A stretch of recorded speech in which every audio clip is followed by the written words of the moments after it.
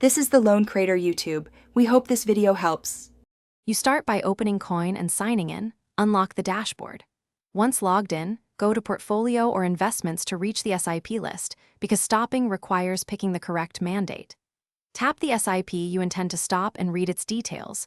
Note the scheme name and the next debit date so you avoid an unintended payment.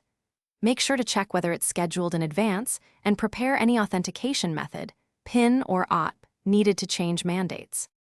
Once you've selected the SIP, tap Stop or Cancel.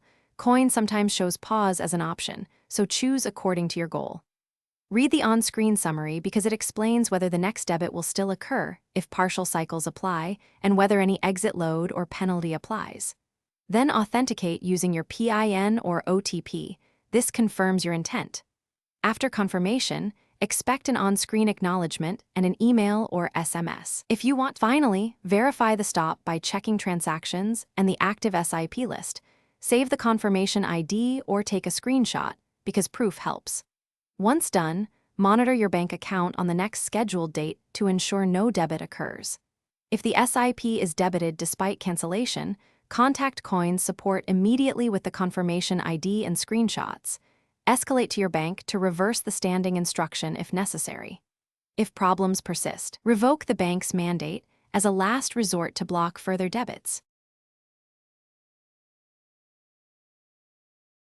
Thanks for watching.